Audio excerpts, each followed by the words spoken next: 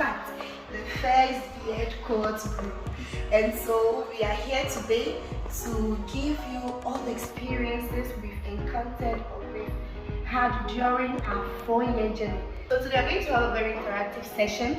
We are going to discuss and talk more. Make sure you leave a comment. You send your comment to us on WhatsApp on 0355 945101. You can also leave a comment at the comment box under in our YouTube channel DP Media, or share for others to also join. Thanks to our crew and our director, Madam Super Pig. So as usual, I'll be your presenter, the ghost, and with me I have my beautiful and handsome friends. And we'll start the introduction from my right.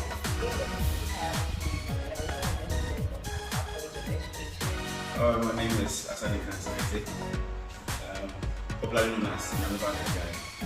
My name is Sido. I'm in the founder of Sophia. Okay, so to begin with, today we would like to see how the feeling is, the journey so far. From October, we arrived on this campus somewhere October 8th. I nearly listened. And so now, today's date is what? October 14th. So let's see the feeling. How do you feel, Miss Ricky? Okay, let's see. I feel excited that I'm actually about to complete my program here. That's the 4-year program. I'm really excited about that. And then at the same time, kind of sad because I'll be missing a whole lot of people. So yeah. Okay, so Mr. Isidore, how do you feel? For me, the most part of my feeling is the feeling of missing.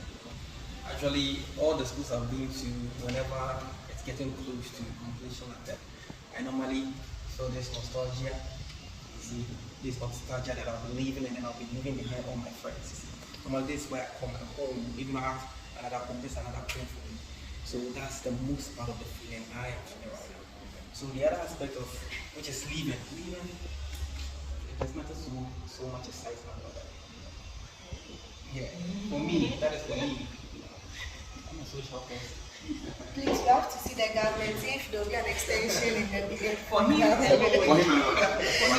so Mr. Kansa, Alright, so this very afternoon, under this tennis room, I feel like there's like a mixed feeling. An aspect being that I feel so happy that I'm completing. But I know there's an account that goes that very answer. So in this very time where we have the countdown of 15 starting from today, I'm much careful in dealing with the letters I have, not my preparatory course in the bear. So I feel good though, but it's quiet and makes me like that. yes, they all have the mixed feeling, so I think mine is improper feeling, since there's a mixed feeling. Okay, so knowing that you are feeling kind of good and you are also having nostalgia as well as the aftermath, is that what your concern is? Yeah, sure. Okay, Mr. Isidore, I want to ask, how privileged do you think you are to be a pioneer of this educational reform, I mean the b.ed program? How privileged? I would say to a much extent, because looking at the previous system, you know, it's almost like it was a coincidence. A situation where the day I thought of applying, that was when these changes actually took place. So looking at the improvement that has been made to the educational system, that is the teachers' educational system, and not only that, the improvement in terms of salary, all these things are incentives that I feel like I'm very much happy to the high system to be part of. Yeah. Okay, talking about improvement, Mr. Kansa, what would we say that didn't exist in the former way of the teaching education or the teacher education system, the diploma, let me say in quotes, that's called for the b.ed program to be initiated? What did it exist? You see, previously we were going by the subjective-based curriculum, but now we have the standard-based curriculum. Regardless, what really makes this a profession is the aesthetics, that is the characteristics. And we have one to be the long period of preparation. So now our first year or 3 now it is 4. Now, regardless of it all, you could see that teacher training or teacher education itself tries as much as it can to equip, that is, the teachers with competencies that will let them to be able to, that is, should I say, bring out the need of the profession.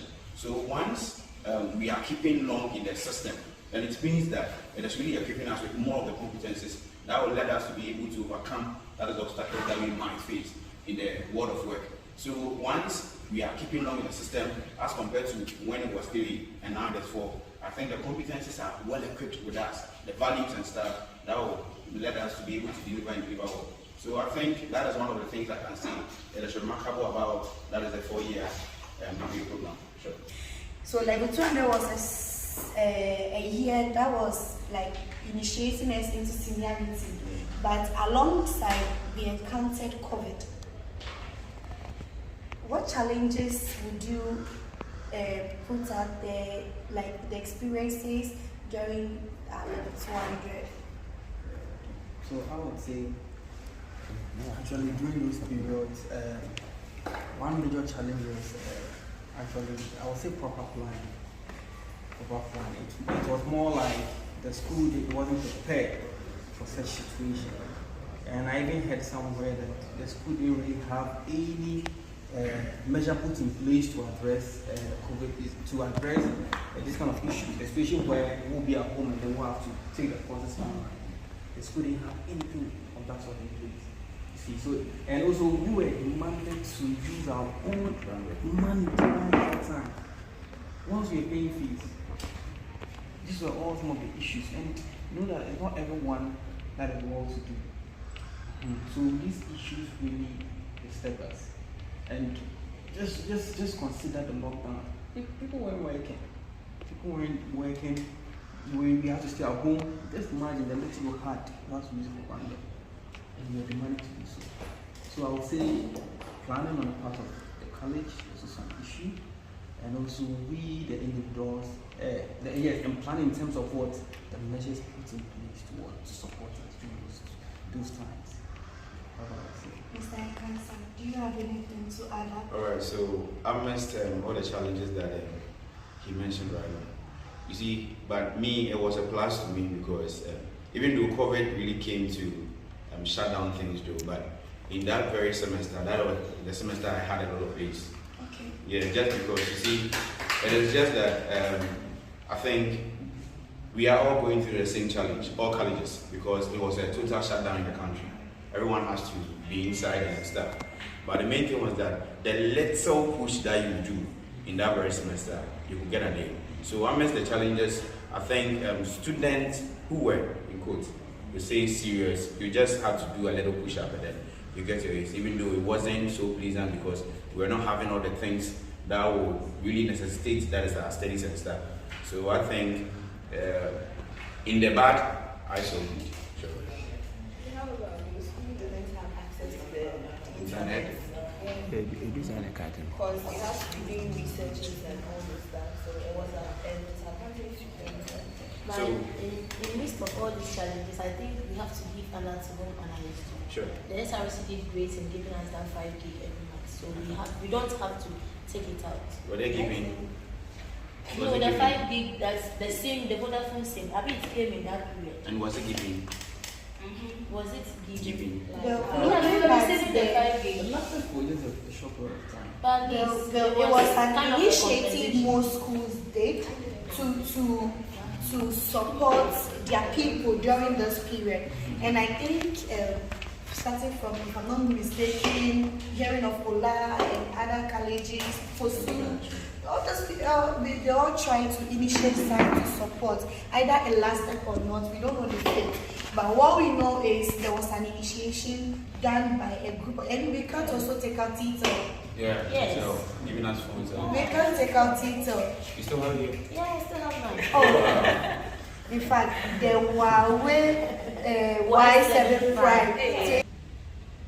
So, do you agree to the fact that we the first b.ed group, we benefit from this COVID period, which is kind of giving us an upper hand in terms of the digital world?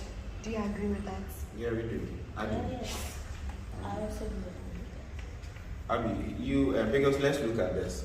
You see, for every 21st century feature, I think in the national feature standard, there is one competency that is always highlighted. That is you being digitally inclined, or I would say digital literacy. You see, regardless, we are all facing challenges, but regardless of it all, you have to come out as a digitally inclined person. So once you have to be digitally inclined, then it means that everything that comes, we learn. It is teacher education, so we have to. You see, it encompasses training. So the little things that you do, you have to also be enrolled on that very thing. So we are all going through the challenge though, but what really prevents you from joining? That is it. So does it mean that maybe you are home and then you don't know how to connect? So you don't have anyone in your area to really help you. You see, regardless, you will be more okra, or man, the classroom yourself, finish with everything, or miss the okra, but we are looking at the broader sense of it all. I'll be getting. Okay, so let me chip in this comment. Sorry, somebody said that I don't know if he said she or he, but whoever it is, he says that my biggest challenge had to do with stakeholders' involvement in terms of releasing results with condition, no school fees, no results. So that is that. Okay, so we've read that. Okay, so Miss Ricky, you had something to say. Yeah, okay. Comparing studying in school and then studying at home, comparing both of them, it's kind of difficult being home and studying. Like in my part, because if I'm home, I believe I need to be free to do whatever I have to do. So, like the COVID coming and me having to study at home was a problem to me. Sometimes it wasn't like I wasn't having access to the internet, so I'll come online and by the time I realize I'll fall asleep. Because if I'm home, that's all I'm used to at the. But if I'm in school, I know that I'm in school, so I have to go. I'm compelled to go for lectures. But the online lectures, I was sleeping through most of the lectures. Seriously. Now, before we move into level 400, let's revisit our on-campus teaching. In fact, our micro-teaching experiences. I think it was one of the exciting moments which we led into The on-campus. So, one thing I remember is clap for your hands. And which body part can you see of them? So, looking at all this, let's review some one or two things you encountered. Mr. Isido, what do you remember about the micro-teaching experience? That was level 300 second semester. Actually, what I can say is, I remember panic, fear. You see, teaching children is kind of different from teaching your own colleagues. They get it. The fear of criticism, the fear of mockery, the fear of making mistakes. Yes. I remember I nearly panicked because I realized that I was over-talking. See, I wasted the time. I was supposed to use a defined period of time. Do you get it? But because I wanted to prove a point, I was speaking too much. Well, those I didn't have the experience. I had the experience. I've taught before coming here. I have it. Teaching my time. Teaching my colleagues was far different from teaching the children. So that's one thing. And I saw it in a lot of people scared. Miss Josephine, looking at all these experiences, how did it prepare you into the The feedback after each session made me to equip myself with where I was lacking. I had to revisit if there's something I need to learn, I had to go back and learn. But my challenge during this micro teaching was when I had to teach class 2. And then class 2, you have to blend the L1 with the. And for the fact that I can't speak the G, yes, it's worried me. I had to use English throughout, and that became I think that was the major comment that was passed, that I had to blend it with the L1. When you say STEM, what is STEM in Chi? I was lacking. But aside that, it was an interesting one, and I think it's good they maintain it in the school too. Okay, so Mr. Kansan, now you've gotten the experience. What you have to get from your supported teaching in schools, the observations, the on-campus, and finally, you've gone out. What we term as the out program, the community practice activity. Do you think the experience you amassed from level 100 to 300 second semester helped you in the classroom when you went for your art program? Okay, so with this, I think a clear distinction can be drawn between when I was a people teacher and then at least in the midst of maybe coming out as a training teacher. So I can see a lot of standard and values that have been added to what our students previously do. So now I can draw a distinction between when I stand in the midst or in front of my children, the way I deliver the instructions, how I'm able to blend that as pedagogies to maybe like as in meet the needs of my learners in the classroom. I can see a drastic change in that. So I think that has been the change that I've seen so far. So. Okay, so Mr. Isido, what advantage, our one semester advantage in terms of the experiences we had, do you as a first group of bachelor in education had as compared to the former, I mean those who completed the diploma? Because you went for one semester and they went for a whole year. So going out for a semester, what advantage do you think you have? Do you have an upper hand? In terms of? In terms of the experiences you had during the macro teaching, the art program. Well, I wouldn't say there was that much. It was just a display of what we learned, right?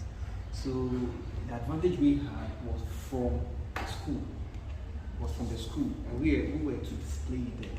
But as to whether we got something from the schools we were placed in, no, I don't think. It was only, for me like that, it was only how to write a lesson plan, how to, according to their way, their style. I think that's all. And I'm sure those who did the diploma also underwent the same thing. Yeah. Aside the classroom, your environment, like your social life, what are some of the things you could, so what are some of the experiences you could share with us aside the classroom? Okay, so my social life, I would say patience. Patience is something that I have developed. When I started teaching, I didn't have the patience at all. I remember I could pinch. I like doing this thing because the children are very stubborn. But I realized that this thing has really taken a toll on me. It has really changed me. It has given me that patience. Now I'm able to overlook certain things. I'm able to think rationally, do things. Do you get it? And one of the biggest challenges I faced on actual field is stubbornness. You see, this stubborn attitude of the children, and I realized that my approach towards it totally changed. Miss Ruki, what are some experiences you had during that program outside the classroom? What are some of the things you could talk of? Okay. Some experiences that I had apart from the classroom was the fact that I could mingle with some of my colleagues that I hadn't been in that terms with when we were in school. Not as in like being in bad terms with them, but in the sense that I wasn't really cool with them. I wasn't, let's say, friends with them. But then during the macro teaching, we were able to like develop some kind of friendships and some kind of bonds. Yeah. That's Veronica. Some others were like, there were some issues or experience of hunger strike. Some even have to travel smiles to other people's school to eat. Did you have any sort of experience like that at your place? If yes, can we know? If no, can you tell us something that you think we didn't get that you had? Oh, okay. Oh, then it would be accommodation wise, because we had a whole apartment to ourselves together with the guys. We 247 air conditioning. We had our own hall where we went and watch movie, and I think that's most schools. In fact, Yeah. all schools. Yes. Yeah. That's all schools living. Aside that, there was nothing like a hunger strike. If I'm hungry and I don't have food, when I tell my friend, I'm sure I will surely get something. So there was nothing like a hunger strike. We were there for each other. So yeah. There was no issue of traveling to really. They rather we come. Yeah. Yeah, it's a place. Your age. Okay, so I think regard why. So I think you see, we will be comparing that as our stay out with our stay on campus. Here you are being fed because Alawa will be coming in. You pick your bowl, you go to the dining hall, you get your food. One thing I could really get out of this, should I say, macro teaching, was that I was able to manage myself. Because now it is you staying on your own, and then it's like you have to plan to the extent that I'm a part area. So with this, I think I could really plan for a week and say that and then may say. So with that, I think on the side of like my management, I think that was a plus. That was a for sure. Sure, you are not being much so. Oh no, I used manage. Because some people overmanage and undermanage. Okay, so I manage. Okay, so we're shifting from the academics and let's go into the social life experiences aside the classroom. In fact, our experiences as the phase group. Let's look at in terms of relationship, friendship. Let's look at it. How has it been, Mr. Isidore? I would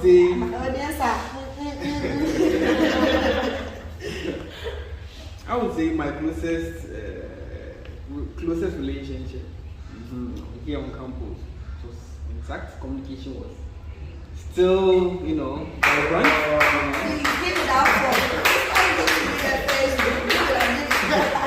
But the only problem was the issues that actually went on there.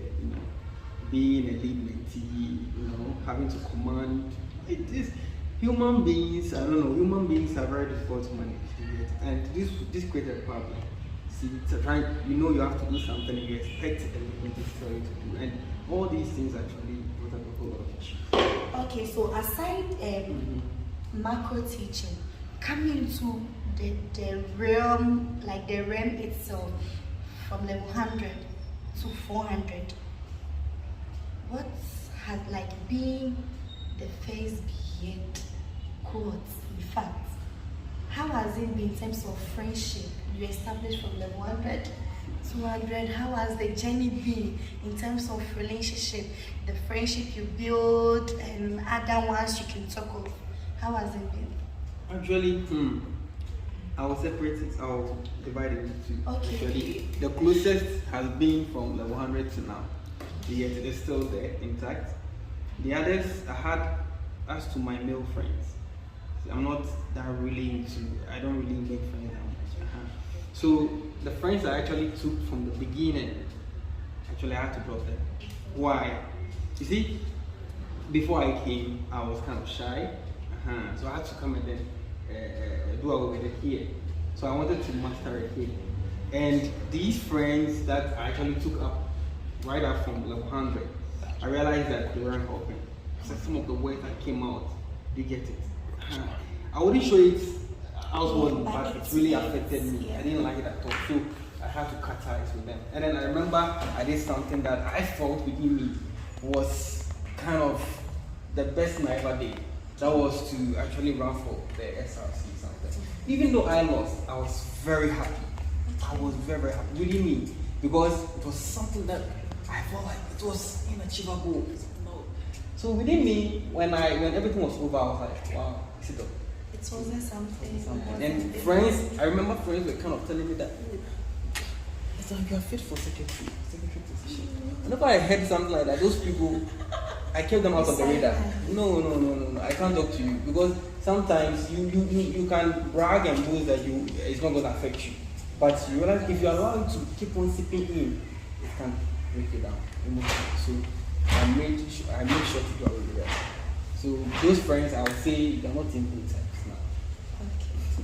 So looking at our social life in terms of leadership, as the phrase b.ed, how would you describe leadership? This goes across the 46 colleges, how leadership has been for we the first b.ed course. Because taking over from the diploma, how did we take it? How has the journey been? How did we handle it?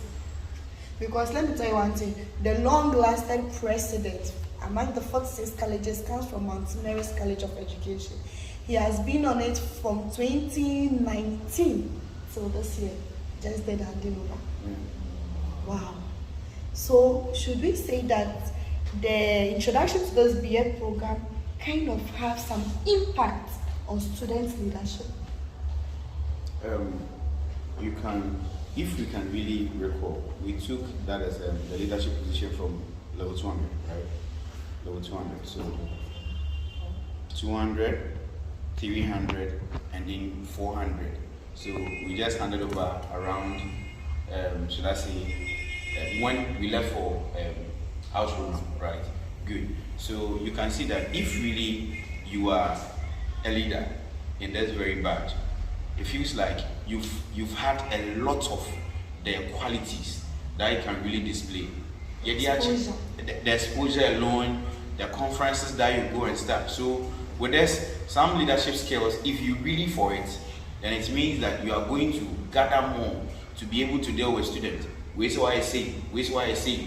Meanwhile, all these things, while they are pulling you and stuff, if you are able to stand in the midst of it all, then it means that these leadership qualities that you are trying to really have, I think it's really builds you. So regardless of we staying on for a longer time, I think we've learned a lot. So let's look at something here. You see, during the diploma time, they kind of have a fixated period. If not exactly, it was almost the same. So let's say when it's like second semester of a particular year group, there is selection. So when you visit the 46 colleges, maybe about 80% of them might have done transition. But when we zoom into the b.ed, you could see that everybody had went or asked to how they want to go about elections and transition and all that. So this resulted in some, or let's say most, of the colleges to be on it for long, whilst others enjoy short period. Do you think that it affects the students' front? Does it have impact on the student front? Because at the end of the day, we are all in level 200s. We all have the position at the 46 college. So if there is a challenge, we are all having the same voice, the same mind. Do you get what I'm saying? But here's the situation: 407 it in college A, 307 it in college B, and you go to some colleges, 200. You know some colleges are already done with elections, and they've changed about 2 times. Some colleges just change. So do you think that it has any impact into fighting for the welfare of students, Miss Veronica? I don't think it has an impact, because if we students have a problem and then we send it through the right channels, whether or not it will be attended to, it's not in our hands to deal with here. Because even let's say level 200 is the one, the SLC president is in level 200, and then maybe the seniors are there. Let's say 300, 400 on campus, and they've elected the 200 into presidency.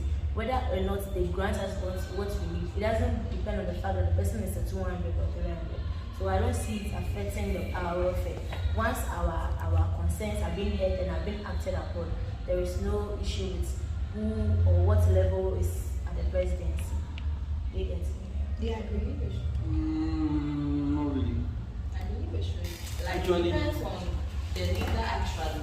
If the leader, in quotes, is putting in a good work, is putting in efforts to be for the students, and then he has to stay on for a short period of time, I think it will affect the people, if anyone who takes over doesn't continue with that, but then if the leader is not doing what he's supposed to do, and then the power is being handed over to the next person, and the person comes in and does the good job, it's an advantage to like the student. So it all depends on the leader in quote here. Okay, so Ms. Bigels, let's look at this. I think just as Ruki already said, it is like there's an account that says I'm for energy into us. So for instance, that's why he's showing us he's doing b.ed in Ghanaian language. So it is just like if the leader, the said leader, is doing maybe the SRC as the committee is doing maybe a marvelous work. Let's look at what really happened in SDA College. You see, it was like the president was doing so much to help the students' welfare. Because of that, when it was time for election, they said no OPK, no votes. You get it? No OPK, no votes. You had something to say. I'm taking a different view. Okay? I feel like you guys are speaking hypothetically. Okay? You're trying to create that perfect leader. You understand? Okay. But let's look at it in terms of what is happening on campus. Like right now. Okay. You get it. This is a situation. This is an institution where this seniority, this junior something still exists. It's not like the universities. So the situation where you hand over to a junior, okay, it distorts the hierarchy or the power, okay? It distorts it. Now you cannot command your juniors to do something. You can't. You see, Your seniors. Your juniors. You the senior cannot command the juniors. It's happening in the dorm. Okay, I experience it every day where they make noise and if you shut them up and they'll pay. It's like they'll do it though, but they'll do it reluctantly. You get it? These are issues that we are facing. We can't even tell them to do one or two things. See, and it's really. And one other thing is the leader most of the times tends to fight for their own over ours. If the problem exists only among the level 400, realize that he will attend to what? That's the one that models his badge and below. You get it? And these are some of the issues I feel like. Yeah. Okay, so please don't forget to keep your comments coming on the number 0355-945101. And thank you to our sponsors as well. We have from ACC Resource Center as well, giving us this wonderful place. In fact, people should try and come and visit here. It's open to all. Okay, so let me read this comment as I continue. Okay, somebody is saying that leadership not the Okay, so now we're talking about relationship. Be the first group. You find an encounter with the 300s, the 200s, and the 100s.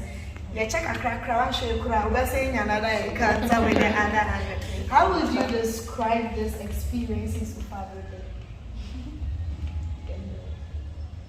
I'm looking at you now. Oh, but you see, when we started the whole thing, we started introducing ourselves. So when you said you are saying that you are looking at it. Anyway, they've had a fair share. Okay, they've had a fair share where maybe like me, I would say from the perspective of school son. So I think I've had 2 school sons, 3. It is school son, grandson. Okay, great. All right, so school son, that is grandson, and then great. So looking at these 3, I think it's a bigger family on its own. So I see with relationship stuff. So how do you plan? Do you plan on keeping up with it, or like keeping the bond, the friendship, irrespective? Because you are the first group, sure. And you are kind of you see I started degree, but only unlike us, we came and really had the degree lead, but we were rather the ones to lead. Okay. So now that you are transiting out, do you have any plans of keeping this school son grandfather? You see, the bond has always been tight because mine is I don't know where I might meet you. So always, anyone who comes my way, I try my possible best to treat the person with the best, safest pair of hands. So, for instance, I've always served as a teacher in the dorm because whenever they go out to do something that they don't understand, they come and then it's like you have to really take them through. For instance, in the good, so sometimes in the classroom, even if the teachers will maybe take them through and then they don't even get something, they come to the dorm with the notion that we have someone in the dorm to really take us through. I think the last thing that they were doing was, I think 2 days ago, they had something on action research. They are supposed to look for 3 action research questions and then give maybe the interventions. So they all came with different styles, and then once you are able to help them, they think they have someone who is ahead and can really help them. So I think this very thing has really helped. It has really helped, yeah. So Ms. Veronica, do you think that being the first b.ed group, like the first b.ed cohort, has given you the exposure into meeting people? Because if it was diploma, you would have only a single encounter, like an encounter with just a badge. But now you're having more encounter. You're even a great grandmother now. So do you think that the b.ed initiation and you being the first is great in terms of relationship or the exposure it has given? In terms of relationship, it has been great so far. Bonding with the 300s, the 200s, and the 100s. And the thing is, the fortunate thing is we don't meet at once, so one batch has to go for the rest to come. And it's like as that one goes, day to day, bring in a new vibe. So you see that you are bonding on a different level, and then within a semester, that person also has to go. So yeah, it's been fun. It's been fun. Although there are some people, they don't really like to associate themselves with you, but you just have to overlook it because, as you said, I'm a great grandmother. And I have to act, yes, I have to be a role model to them. Yes. If I decide not to talk with them, who will they talk to? If we the seniors in the room decide not to talk with any of them, then you see that the whole place will be boring. So we have to cope with both the deviant and the non-deviant behaviors. And it's good. Okay, so Mr. Isidore, in fact, Sir Isidore, hey, forgive me, because it's not easy, 15 days more. Then you'll be taking the Sir title. Sir Isidore, relationship in terms of teacher student being the first group, how would you describe it? I would say it's on and off. Because the one I really bond with now is the level 300 son. That is my son. Also my son. He's the one I bond with the more compared to the others. The others, you see, actually, I like to keep my image as a father. You know, my responsibilities. I need to train them. But I got to only do that to the level 300. Okay, the level 301. The rest, I didn't really get to spend much time with them. And so that link is So like between a teacher and a student and being the first group, the relationship in terms of teachers and students, how would you describe it, or what are some of the experiences you would like to share? Like being the first group, you've had several teachers on board to date, because the last time I calculated, we've done over 100 credit hours, and out of this credit hours comes with different teachers at a time. So what are some of the experiences you encountered in the course of this? Okay, I would say actually I got exposed to some teachers that I didn't even know they knew me. You get it? I was shocked. Mrs. Dodo told me that, I think I don't know you. I was like, I know you, but I never thought you know me. You get it? There are a lot of teachers out there that they can pinpoint to me that they know me, but I thought they never did. And due to this, actually a relationship actually started. For example, our program we're going for. Actually, that was my first encounter, private encounter with Mrs. Tonto. And she was telling me a whole lot of things about me. I didn't get it. So I would say it has really given me the opportunity to get close to teachers. Okay, so don't forget, this is the journey into the classroom. Indeed, we are gradually getting into the classroom. If we look at the experiences so far, we'll be taking some comments from our audience. Our audience, please be ready. We will come and take some of your experiences. You share with us at least an experience you never forget. So if you have an experience you never forget, I'll be coming right to you, then you share with us. Now, over what we've discussed, with issue of allowance, Do you know that you are the only batch as it stands now to have enjoyed a long-term allowance? Do you believe if I continue? Oh, yes. Because right now, if the government decides to halt it, you've enjoyed more than any other batch in the history of Ghana. I guess that's the advantage that comes with being a pioneer. Yeah. So apart from the fact that they treat you as a land brat, to accept the fact that Oh yeah, for the allowance, it's money. When it comes to money, you have to get serious and get to So how will you rate?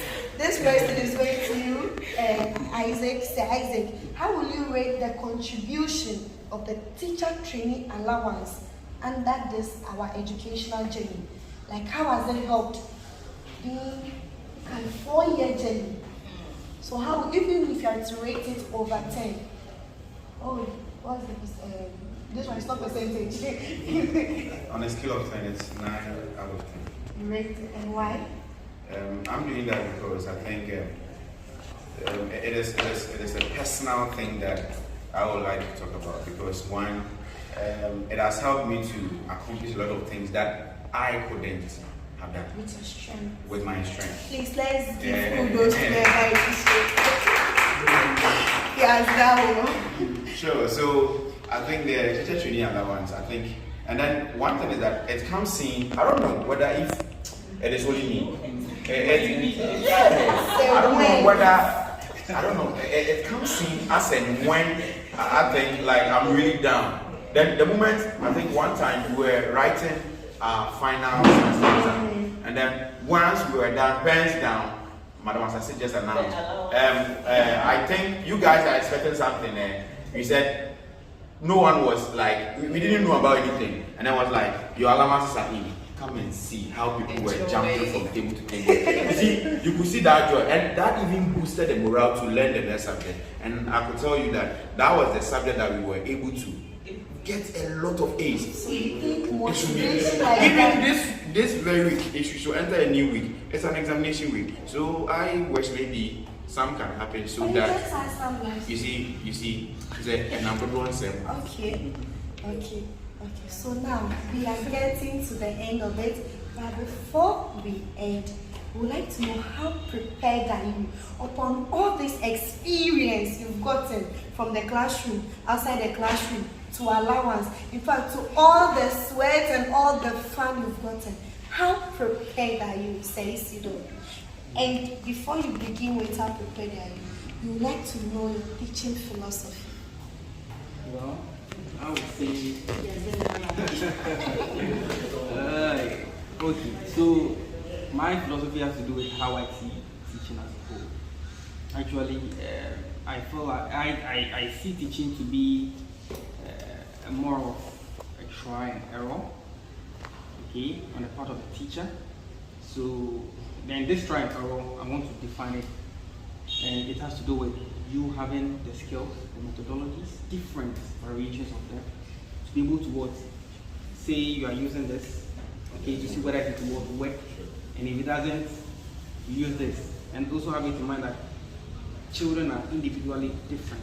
Do you get it? So whatever you can use a methodology, this particular methodology, and it wouldn't work on one, and it work on one together. So it's a kind of a try and error. And you, the teacher, you might be well equipped, you might be well versed in all the techniques, methodologies to be able to approach this experiment. Yeah. So I would say it's an experiment. Okay.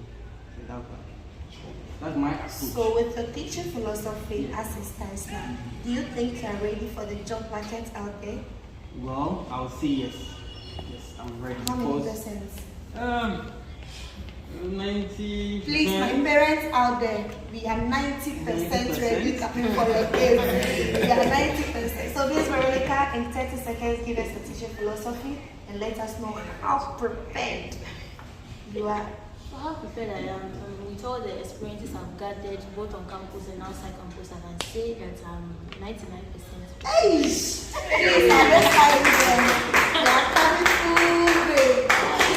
And then for my teaching philosophy, I believe in creating a learner-centered classroom. Yes. Each learner has his or her own needs and then abilities, and So I believe that you have to plan your lesson to cover the interests of all your learners. And then for the assessment, you don't have to depend on only the pencil, pen style of assessment. Madam, I'll come to your class. There are a variety of assessment techniques you can choose from here. So basically, that's a little about my teaching philosophy. Miss Rookie, my teaching philosophy. I believe that in teaching, you should be able to know when to do, like when and how to go about each and every individual you find in your classroom here. So, as Sir Isidore says, know the kind of strategies or methodologies to use for each of the learners, since they have different individuality. Mr. Gansan, before I come to you, as you give us a teaching philosophy and how prepared you are, we have with us some guests who made this show possible as well. And you know, without them, you wouldn't be enjoying this. I told you we'll be taking some of their memorable experience, in fact, one from them.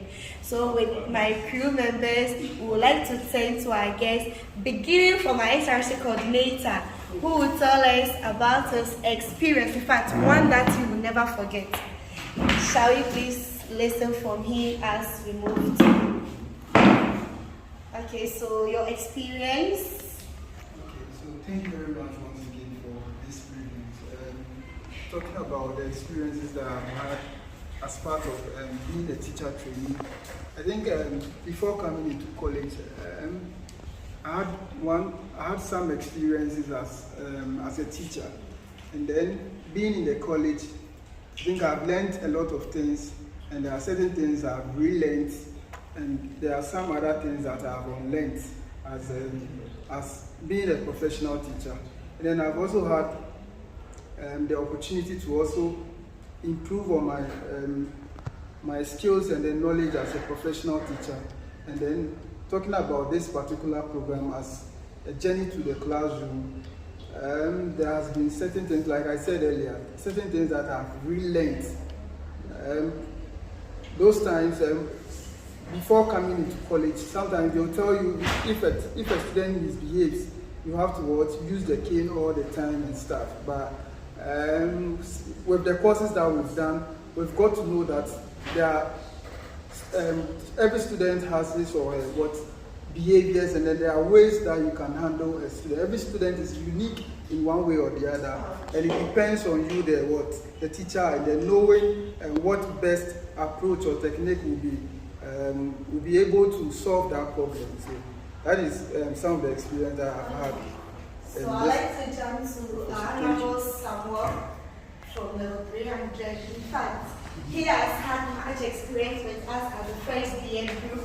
Let's hear from him one memorable thing he can't forget about his experience with this current level 400 by the first b.ed group. Thank you very much for the opportunity. As a level 300 student, we came to experience a lot. You, a level 400 student, being the third batch of the year, taught us a lot and brought us a light into the education system. We've learned a lot about the teaching, things to do at home, and even in the school as a teacher. So experience has been great, and we are hoping to relay that to our genius coming up. Thank you. Okay, so let's move to PSA. She's the only PSA you can have in Accra College. So please, one memorable thing. One memorable thing about you. Okay.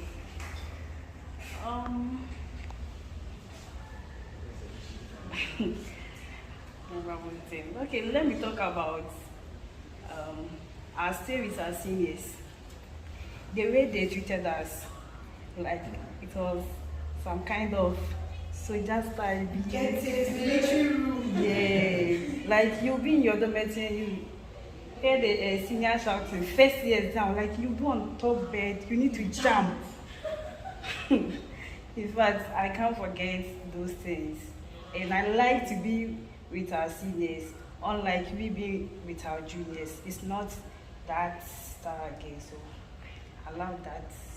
Okay, so we have the only practical thinker among us, the only person that thinks practical. Alright, so I'm grateful for such an opportunity to air my thoughts and to share my experience throughout college. One thing I must comment or I must say is that college has taught me a lot, and before I came to college I was a pupil teacher, as I rightly said. But one thing I've come to college to learn is about the individual differences and how to relate or how to deal with them. I believe that every student who is not able to sit well in class to study is a disturber or something that has to be done about it, and that is shocking the person. But I've come to realize that it is far beyond that. It is far beyond that. And from the presentations, one person says their teaching philosophy is try and error kind of stuff, but I don't really believe in that. I believe that every person have their own challenges or individual differences, and the opportunity given to you gives you the mandate to bring out the creativeness in every child as you see them. And so she didn't say that you're going to try whatever you have on them to see whether it will work, and if it doesn't work, which means that you have nothing to do. It is your duty to bring out the best out of them. It is your duty. Thank you very much, Parika. We'll move to one of our important guests. You know, they are tutors. We are talking about tutor-student relationship. That is our Sir Gilbert. Sir Gilbert, most teachers say we are the loveliest group they've ever had. Do you believe in it? This is the first time I'm hearing that. Anyway, I didn't talk much about experiences. You guys have been through it. 4 years, it's not an easy journey. But I would advise, looking at the new curriculum, as teacher trainees going into the job market, I would advise you combine more of technology, research and innovations to your field of work. Today's curriculums, the kids are very smart as compared to the olden days. Kids can do mind-blowing things. You'll be a teacher, but you'll be amazed what a child of 6-7 years would do. So if you don't upgrade yourself as a teacher, it will be difficult to move up with the pace of that child or that student. So I'll just urge the 400 going out of school, not just to end it here, but upgrade and work more on their teaching practicals and skills. Thank you very much. So before we end it, we have our most, in fact, I don't know the name to qualify him. He's called Mr. Emmanuel, or popular called Harams. If you study education well enough, you'll find this name there. And he has had most experiences outside even the college he's in. So I'd like to find out from him, in a sentence, how you would describe the first group of the b.ed codes. Well, thank you very much, Abigail. Firstly, I want to really congratulate you guys for making it, for being the pioneers of this program. And I have to say that I'm really proud of you. And I want the whole world to know that this initiative, this whole live broadcast is entirely a student production.